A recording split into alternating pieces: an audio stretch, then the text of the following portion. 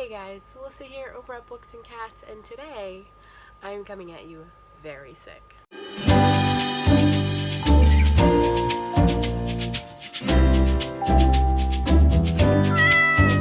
I apologize if I sound really bad. I currently have a sinus infection. Super cool. The video that we shall be doing today is the top 10 most popular books on my TBR.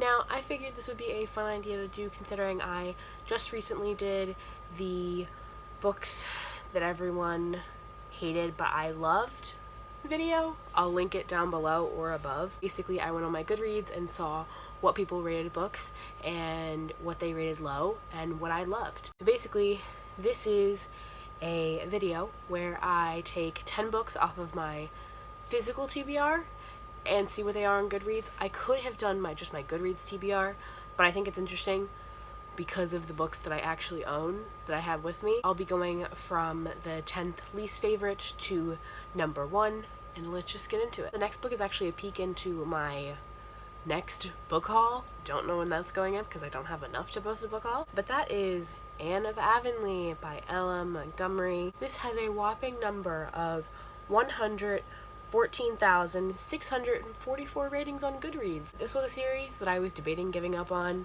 but I've decided to stick with it because I just feel in my soul that I'm going to enjoy it. My original copies that I have are actually all in storage, but I found this adorable small little hardcover set for $10. $10 brand new at Books A Million, and I couldn't pass it up. I love how white the pages are. It's so stupid, but they're so white. I'm excited to get to it hopefully this year. The next book, which is no surprise to me, is Winter by Marissa Meyer, and that comes in at a whopping 133,174. Again, I'm not surprised. This is a highly loved series. I'm sure if I hadn't read it yet, the other books would be high up on this list. Excuse me, that's not attractive. You're probably wondering, wow, Alyssa, you've read that series a long time ago, probably because you're new here, or newer. You probably didn't see when I originally saw this. I don't even know if I was on BookTube yet, but that's how long ago I started the series, and I just don't like ending things. I might just have to dedicate a month where I just read this and sell my soul to this book. And coming in at number 8 is, again, no surprise because everyone has read this with me, is Mr. Penumbra's 24-Hour Bookstore by Robin Sloan. This has a whopping 141,805 ratings on Goodreads, which again is not surprising. I'm not surprised so many people have read it. I have heard very mixed things about it. I did start it.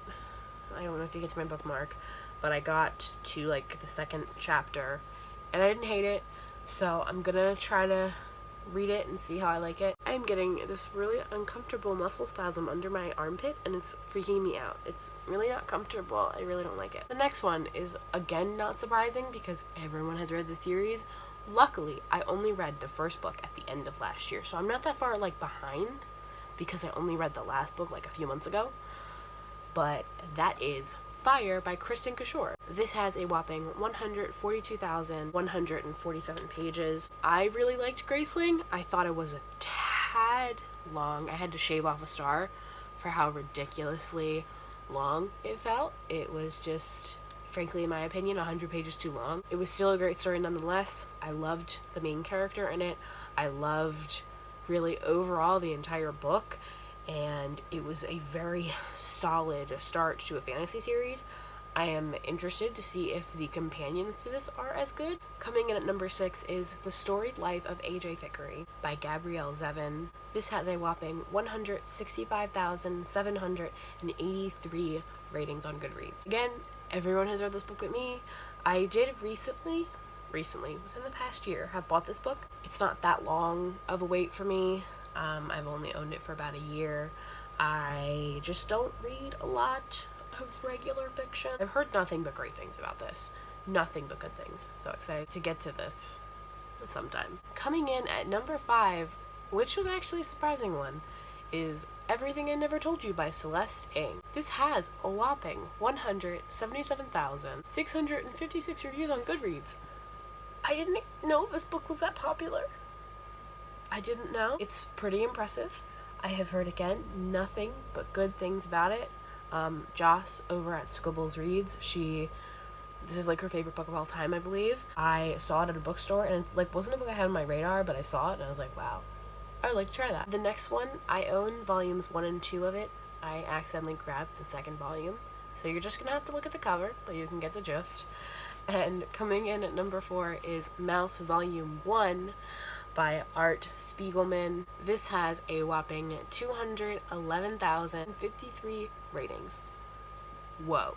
Alright, I had heard a few people talk about this on BookTube, but I did not know it was quite that popular. Coming in at number 3, which isn't that surprising because it's a translated book, is A Man Called Uwe by Frederick Bachman. Now there's quite a jump between this one and the next one, but this one has 338,205 ratings on Goodreads.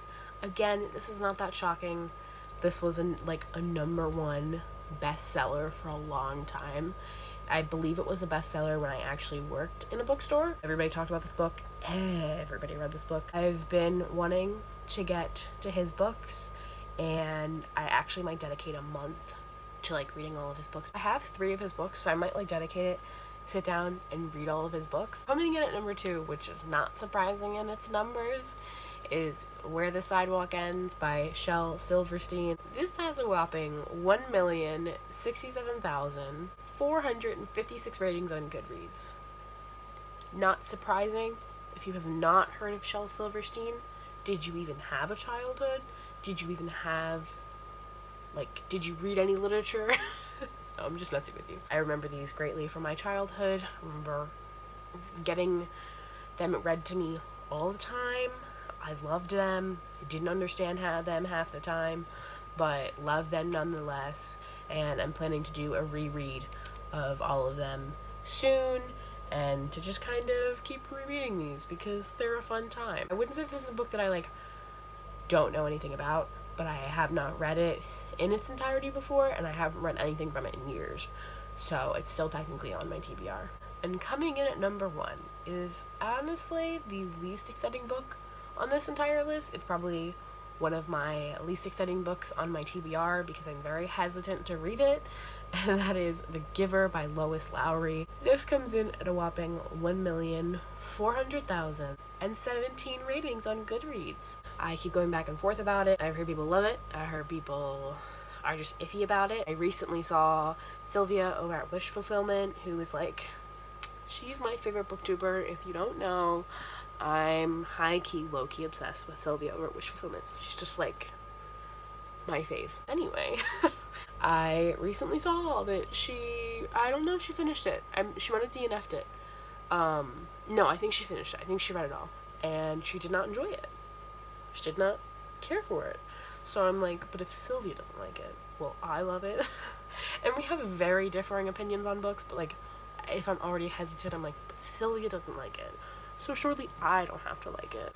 That was a list of the top 10 most popular books on my TBR. If I had done all of the books that I have on my Goodreads TBR, but that I don't physically have with me, 9 of them would have been Jane Austen books, which is boring and no one wants to hear about. If you have read any of these books, if I should put them on priority, let me know down below. I would love to know. If you dislike any of them, also let me know, especially if you dislike The Giver. I'm real hesitant about that one. So if you don't like it, just let me know down below. That's all I got. If you guys have some of your top 10 most popular books on your TBR, let me know down below. I think it's fascinating. I hope you guys enjoyed this video, and I hope I shall see you in the next one. Bye.